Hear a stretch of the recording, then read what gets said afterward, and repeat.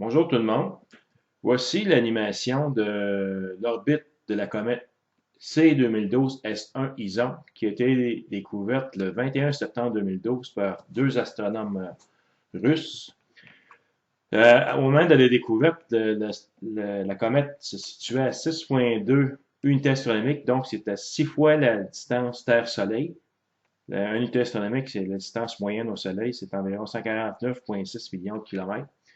Fait qu'on voit la position ici de la comète qui était située plus loin que la planète, que l'orbite de la planète Jupiter qu'on voit ici. Et on peut, avec l'animation du GPL, Small Body Database Browser, on peut animer facilement l'orbite pour voir les paramètres principaux.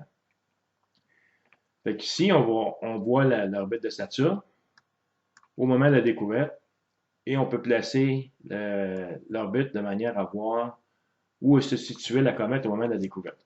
Elle était quand même assez loin du Soleil, puis on la voit sur les photos comme un petit point semblable à une étoile. Maintenant, je vais enlever quelques orbites. Je vais le mettre par défaut. Fait qu'on perd l'orbite de Saturne, mais on va voir l'orbite de Jupiter ici. Si on fait aller l'animation par des incréments d'une journée, on voit ici, on peut grossir un peu l'image ici. On peut même jouer avec l'angle ici. On voit l'orbite qui est quand même très de forme parabolique. Si on regarde plus bas, les éléments orbitaux de la comète, fait qu'on voit ici son excentricité, c'est égal à 1, ce qui est caractéristique d'une orbite parabolique, c'est-à-dire que la comète ne reviendra plus jamais passer devant le Soleil. Elle n'est jamais passée dans le passé. Elle va passer cette année, en 2013, autour du 28 novembre. On voit ici le temps de passage au périhélie, le TP, qui est le 28 novembre 2013. Et elle va passer à 1,12 million de kilomètres du Soleil. C'est quand même relativement proche. C'est ce qu'on appelle le passage au périhélie, qu'on va voir sur l'animation en haut.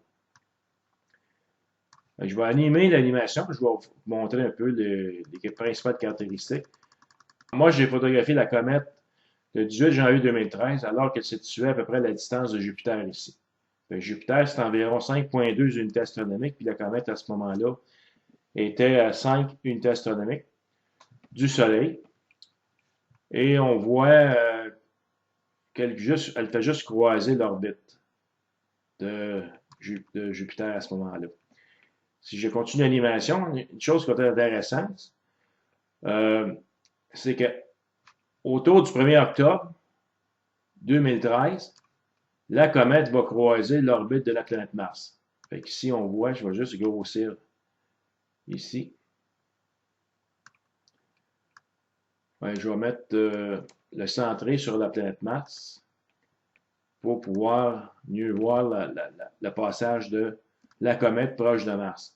Fait qu'on voit ici, je vais y aller par jour. On voit ici les deux petits points se croiser. La planète Mars qui est ici et la comète qui est en haut ici. Et elle va passer environ 10 millions de kilomètres de la planète Mars. On pense même pouvoir peut-être utiliser les sondes sur Mars pour peut-être prendre quelques photos du passage de la comète ISON lorsqu'elle passera autour du 2 octobre. Ici, on voit le 2 octobre 2013 vers la planète Mars. Ici, on voit l'orbite qui est comme en bleu foncé, c'est-à-dire qu'elle coupe le plan de l'orbite terrestre, l'écliptique, et elle passe sous l'écliptique. C'est pour ça qu'on la voit en bleu ici. Et elle va revenir au-dessus de l'écliptique une fois qu'elle va avoir passé au-dessus du Soleil. Je vais remettre le Soleil au centre et je vais continuer l'animation. Fait qu'on voit ici comment la comète va se présenter devant le Soleil. Fait qu'on a l'orbite terrestre qui est ici, on a l'orbite de Vénus qui est ici, le Soleil qui est au centre, puis on voit ici la comète est dans le sud, dans la partie sud de l'écliptique.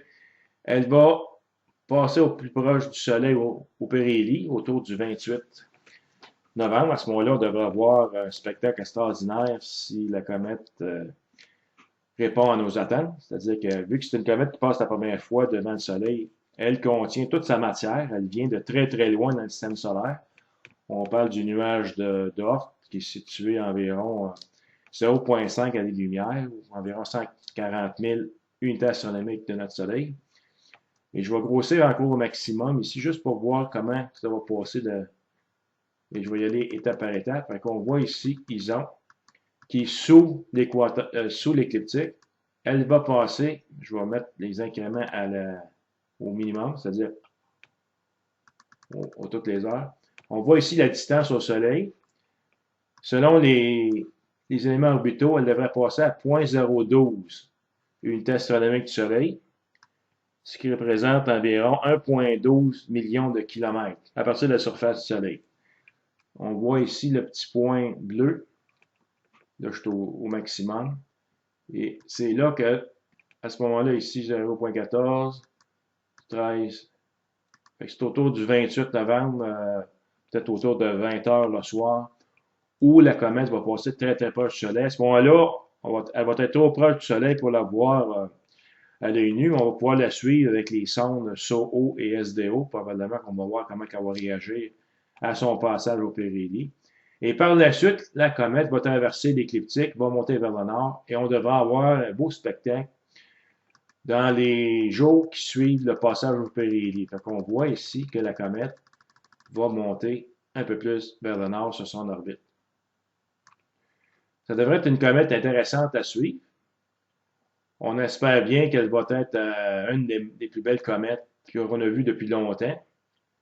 Et on devrait la voir quand même jusqu'au mois de janvier, peut-être le mi-janvier, pour même facile à l'œil nu avec une paire de jumelles. Et la comète va croiser l'orbite terrestre. On remarque ici que le 26 décembre, elle va passer une distance d'environ 104 millions de kilomètres de la Terre. Et on devrait avoir quand même un très beau spectacle aussi. Et après ça, elle va poursuivre son éloignement du Soleil et elle va retourner vers son lieu d'origine, c'est-à-dire qu'on va la perdre complètement, parce que quand on a une orbite parabolique, on voit la lettre C devant la désignation de la comète Ison.